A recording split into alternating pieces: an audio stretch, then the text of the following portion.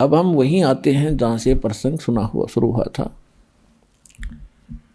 भाई गुरु बिन माला फेरते, गुरु बिन देते दान, गुरु बिन दोनों निष्फल हैं, चाहे पूछो वेद पुराण। गुरु गोविंद दोनों खड़े, काके लागू पाए, बलिहारी गुरु अपना, जो गोविंद दियो मिलाए।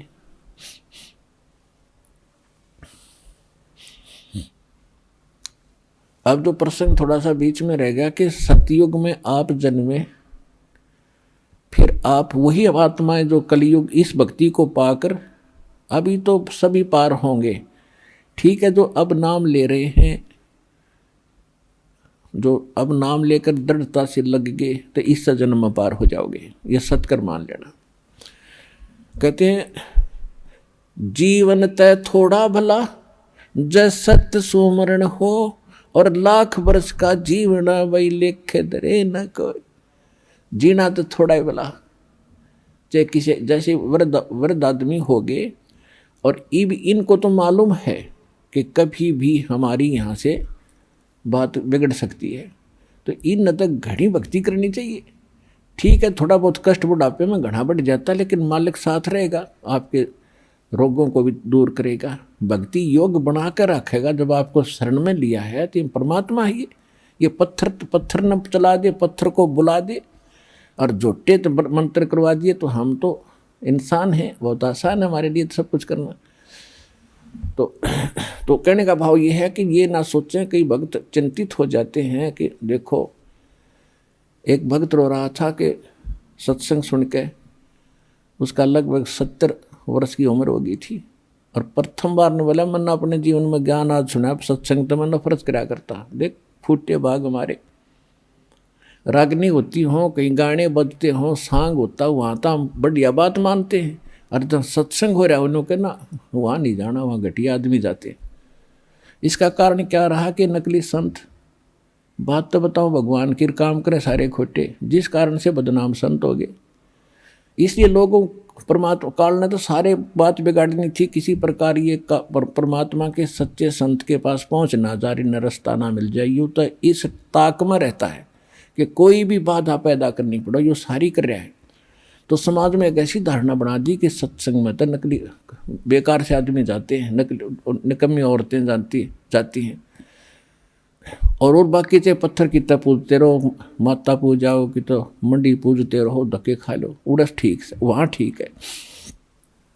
तो ये सब काल प्रेरणा। तो कहने का भाव ये है, तो वो वृद्ध चिंतित हो गया और रो बैठ के आंसू पड़े, कहने लगा महाराज जी मेरा क्या बनेगा, मैंने तो पहली बार सुनाई वो ज्ञान आज, मैं तो घनी नफरत मान्या करता इन संतों से, और मुझे नहीं मालूम था इतनी बढ़िया बात। और मेरा तो जीवन नाश हो लिया, सारी उम्र पशु की तरह कमाया हूँ, 4 किले जमीन, एकड़ जमीन थी, 16 किले बना दिए मैंने अपने बच्चों के लिए, 2 बच्चे हैं, और आज ये अपना ठाठ से रह रहे। लेकिन आपके ज्ञान से पता चला मैंने अपने लिए तो कुछ ना किया, अब मैं कैसे कर पाऊंगा, मैं तो कभी भी मर जाऊंगा। उसकी बुरा हाल देखा तो मैंने उसको समझाया कि अभी तक कुछ नहीं बिगड़ा आपका। अब जैसे कुएं में बाल्टी गिरती हो, पहले बहुत गहरे गहरे कुएं हुआ करते, 100 150 फुट नीचे तक, और खोद कर बना करते उसे जल निकालने के लिए एक लंबी रस्सी, नेजू बोलते हैं उसको, नेजू होती थी, उसका बाल्टी बांध करके कुएं में डालते थे, एक लकड़ की पुली सी बनाकर उसके ऊपर डालकर ऐसे खींचा करते थे। वो कई बार गलती से हाथ से छूट जाती, उधर लंबी तो बहुत लंबी होती थी, 100 150 फुट दूर तक खींच कर ले जाते थे, वहाँ छोड़ देते थे। उधर से उसने कुएं में डाल दी, जो वहाँ खड़ा था या नहीं था, वैसे अपने आप भी करना पड़ जाता ऐसे कई बार, और उधर से हाथ से छूट गई। तो वो क्या करती थी, रस्सी, बाल्टी नीचे जा रही है कुएं में, और रस्सी हाथ से छूट गई, और वो भी आगे धीरे धीरे सरकती जा रही है,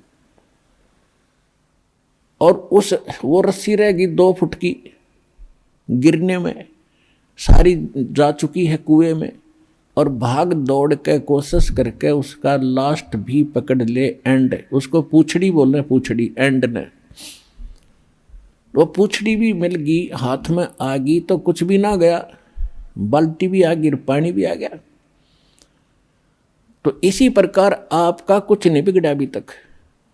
मनुष्य जीवन रहते और ये सतभक्ति मिल गई तो आप कहवा पूछड़ी हाथ में आ गई, एंड ठा गया इस जीवन का, और दोनों हाथों में डके खींच लो विष्णु, यानी भक्ति करो डट के, इस जन्म में बेड़ा पार हो जाएगा।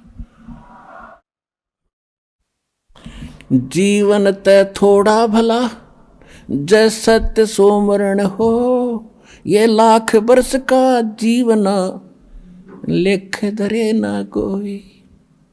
लाख लाख वर्ष भी हमने जी के देख दिया। तो जो प्रश्न चल रहा है कि सतयुग में आपकी पूंजी खत्म हुई, उसके बाद त्रेता में आपने बड़े बड़े खूब अच्छे जीवन व्यतीत किए, कोई दुख विशेष नहीं होते थे। और फिर इसी प्रकार द्वापर में, अब कलयुग के प्रारंभ में भी घना सा दुख नहीं था, अभी तक परमात्मा में आस्था भी थी। अब काल ने इस बिजली पीढ़ी में बिजली गिरनी थी।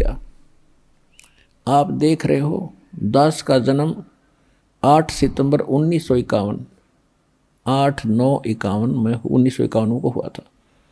और उससे पहले कभी माहौल देखा हमने, किस प्रकार रहा करते थे, कितना सिंपल जीवन जीते थे, कैसे नेक विचार उन महापुरुषों बुजुर्गों के होते थे, कैसा आपस में प्यार होता था वहां केवल। अब फिर उसके बाद दास ने देख लिया, उसके बाद ये 50 वर्ष के अंदर अंदर ये कितना परिवर्तन हो गया। दिन और रात का कहते हैं, जमीन आसमान का अंतर हो गया। इंसान की भावना बदल गई, विचार बदल गए, रहन सहन बदल गए, और भगवान से कोसों दूर हो गए। और दिन में भगवान की आस्था थी, वो नकलियां का फंसा दिए काल ने, इन ग्रुप के ग्रुप बना दिए, कितने बड़े बड़े करोड़ों जीवों का नाश कर दिया इन नकली संतों ने। ये पुण्यात्मा, ये थे तो पुण्यात्माएं इन्हीं में से बचे हुए थे जो अब भक्ति करेंगे ना, और जो ना पार होंगे उनको काल, उनकी इतनी कमाई बन जाती है कि वो स्वर्ग में, महास्वर्ग में खा के फिर भी, और यहाँ भी आ जाते हैं, राजा बनकर चले जाते हैं, फिर स्वर्ग में बैठा देता है उनको, और फिर उन्हीं में से कुछ और विशेष पुण्यात्मा सेलेक्ट कर लेता है, उनको अलग रखता है। वो 12 गिनती के 12 होते हैं। तो ये जितने भी अब संत आ रहे हैं, ये वो 12 हैं जो काल ने पहले सेलेक्ट करके हैं, ये भगवान की आत्मा जो पहले कभी भक्ति से युक्त है। अब आप देख रहे हो कितने संत हैं, इनके सारे ठाठ हैं, पूरा इनको दान मिलता है, बड़ी बड़ी कारें चलती हैं, में रहते हैं, सारी सुविधा है इनको, और सारा दिन, क्योंकि भक्ति इनके पास है ही नहीं, भक्ति तो है ही नहीं, ये पिछले पुण्य ही ये खा रहे हैं। इनके चेले भी पिछले पुण्यों से चल रहे हैं। वो दुखी हैं या सुखी हैं, वो यही कह देते हैं, दुख तो भोगना ही पड़ता है, और सुख गुरुजी दे ही रहे हैं, सुख तक गुरुजी दे रहे हैं उनके, और दुख भोगना ही पड़ता है। तो नो बुद्धि बांध रखी नकलियों। तो वो सारे ये सेट हैं। एक आधा चमत्कार अपने आप किस्मत का, जैसे हम हनुमान पूजा करते, श्री विष्णु जी की पूजा करते थे, और तकरीबन चमत्कार हो रहे थे, यानी सुख हो रहे थे। भाई शिक्षा ग्रहण करी, सर्विस लगी, ब्याह हो गया, बेटा बेटी होगी, और सुथरी रोटी मिल गई। तो हमने सोच रहे थे भगवान, ये श्री हनुमान जी की मूर्ति दे रही है। अब पता चला। तो इसी प्रकार ये हनुमान जी की मूर्ति है, समझ लो ये संत है, इनका पल्ला कुछ नहीं है। आप पर किसी ने सुख हो रहा है, हर किसी ने आप पर दुख हो रहा है, तो वो नहीं सोच रही गुरु जी कर रहा है। गुरु जी का जब होगा जब ये मंत्र होंगे साथ में, इन मंत्रों से सुख होगा, मंत्रों से आपकी आयु बढ़ेगी, आपके पाप कटेंगे। ये नहीं है तो पता कैसे सुख हो सकते हैं वो। तो कहने का भाव ये है कि संत पिछले जन्म के पुण्यकर्मी प्राणी थे, और वो भी पुण्यकर्मी प्राणी जो भगवान के लिए भटकते भटकते इनका फंस गए, और ये फंस गए काल के। अब काल ने इनको इसीलिए पैदा कर दिया कि कोई भक्ति चाह नहीं, उसके लिए तो उसने कर दिया, एजुकेशन दे दी, चौधरी पका दिए, कोई मंत्री कोई महामंत्री बन गया और कोई कुछ बन गया, और कोई छोटी मोटी पोस्ट पाकर सब आकड़ पाड़े अंडे हैं, थोड़े दिन IAS IPS बन गया, धरती तोल दे, और फिर अगले दिन में गधा बना फिरेगा वो। तो ये जो अकड़ आ गई या कमजोरी काल ने पैदा कर दी। तो जो भक्ति नहीं चाहते वो तो खाओ धक्के, और जो भक्ति चाहते वो काल के पक्के कि उन दूतों को फंस गए। अब परमात्मा ने कहा था कि काल ने कहा था कि 12 पहले अंश हमारे जाही और पीछे अंश तुम्हारा जाए। जब परमात्मा का, कबीर भगवान का और इस काल का अनुबंध हुआ था, इसने बहुत विनय की थी कि 3 युगों में जीव ना ले जाना। तो परमात्मा को भी मालूम था कि 3 युगों में ये ले जाने जोगे हुए को नहीं, क्योंकि इनके पिछले पुण्य कर्मों की बैटरी चार्ज रहेगी। और ये मैं भक्ति बताऊंगा उसने मानना है को नहीं। ये जो भक्ति कर रहे हैं ये सोचे इसी से सुख हो रहा है, ये हो रहा था उनके पुण्य कर्मों से होता रहेगा। जिस कारण से ये त्रेता सतयुग त्रेता में ये कत्ती नहीं मान रहे। और काल राजी कर दिया, ठीक से भाई 3 युगों में तू कर ले जो तूने करना है। फिर चौथे युग में इसने कहा था कि चौथा युग में पहले मेरे हंस जा, मेरे दूत जावें और पीछे तेरा आवे। परमात्मा बोले या भी मान ली तेरी जा और बोल। परमात्मा को पता था यदि मैं पहले भेज दूंगा अपने हंस ने तो वो सारी सच्ची कहेगा, फिर ये काल के दूत जाएंगे वही ये बताने लग जाएंगे, भिन्नता कहाँ रहेगी। तो काल ने इसलिए उसको आदेश दे दिया। काल ने ये सोचा था कि सा कंडम कर दूंगा, इन इतना बना ऐसा बना दूंगा या तो भक्ति करने जोगे रहेंगे नहीं, कोई शराब में, कोई सुल्फा, कोई अफीम, सारे अड़ंगे पर लगा दिए। जो भक्ति करते हैं वो कोई पत्थर पानी पूजन पर ला दिए, या नकली संतां का फंसा दिए।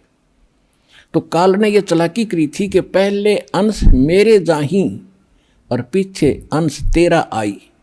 तेरा जो दास से दाता वो बाद में आवे, पहले मेरे जाले हकदा, पहले तेरे चले जाएंगे। परमात्मा को पता था कि वो नकली संत जितने काल के दूत जाएंगे उन्हें ज्ञान तो है नहीं, इनके भगवान ने ज्ञान नहीं, तो वो ज्ञान क्या करेंगे, बकवास घड़ेंगे। तो वो बकवास घड़ घड़ के ज्ञान बता बता के उनकी कई पीढ़ी जा चुकी होंगी और उनकी पुस्तक बन चुकी होंगी, उनके ज्ञान की DVD बन चुकी होगी।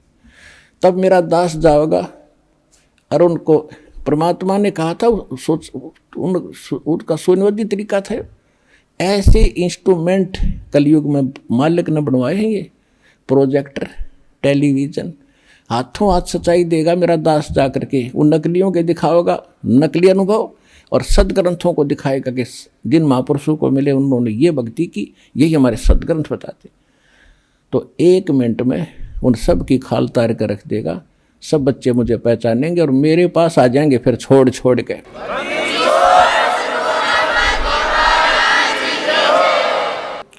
चौथा युग जब कलयुग आई तब हम अपना पंथ अंश पठाई।